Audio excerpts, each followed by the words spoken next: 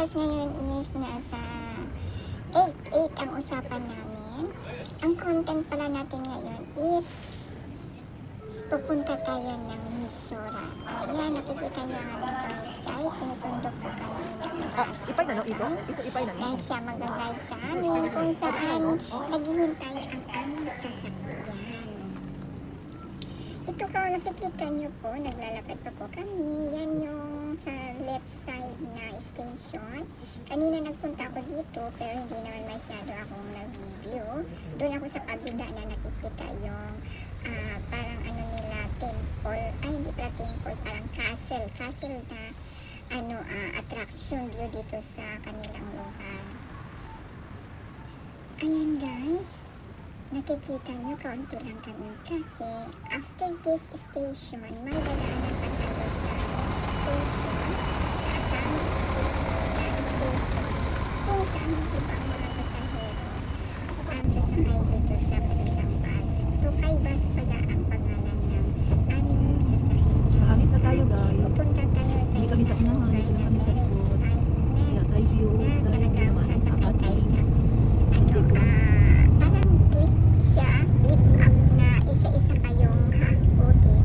Ayan pala yung castle guys, castle dito na pinaka tourist spot din nila. Ngayon makikita mo, nakasakay na tayo sa bus at ang view natin is ang beach. Napakaganda. At saka maaga guys kami dito sumakay. Aga yung namin usapan. Pero kami ang pinakauna dito na nag-aabang kasi kami ang pinakamalayo. At kanina, nagsasakay tayo ng train. Sino ba na-jubo kahit na nyo? Mapugaw ka kasi ka na jubo. Views. Ngayon naman, puro sa beach siya. Kunti lang yung sa left side. Sang yung uro ko na yun. Tamang-tama yung po-upo. Sa Jumang dara na yun? Sa beach kasi Jumang dara na yun? talaga O, di Jumang gayon. Wag ito eh. Ito muna tuwa, atami dayo. Ito. Mai-enjoy ka dito sa iba't ibang madaanan natin views. Enjoy watching guys sa ating pagbabiyahe at huwag kayong magtataka kung bakit puro na lang madami natin ay beach side kasi itong lugar na to, part ng Sisukakin, ito yung pinaka pinupuntahan pag summer. Dito magaganda ang dagat na lalo na pag sa mga beach resort dito sa lugar na to ang pinupuntahan nila.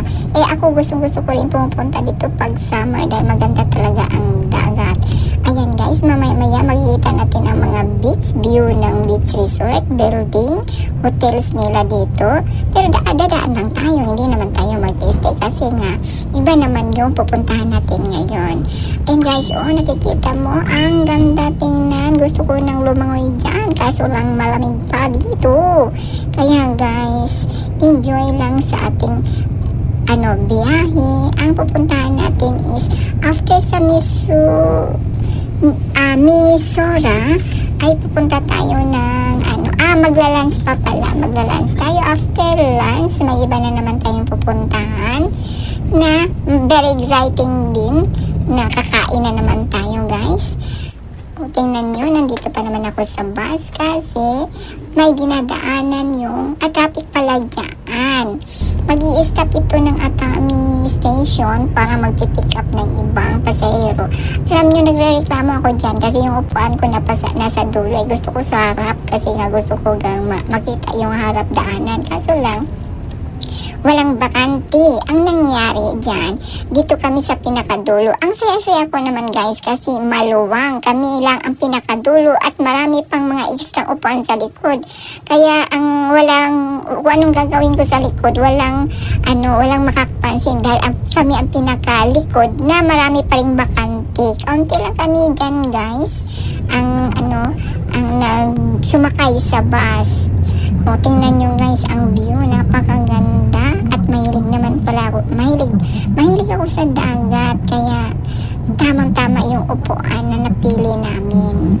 Beach side siya, hindi mountain side.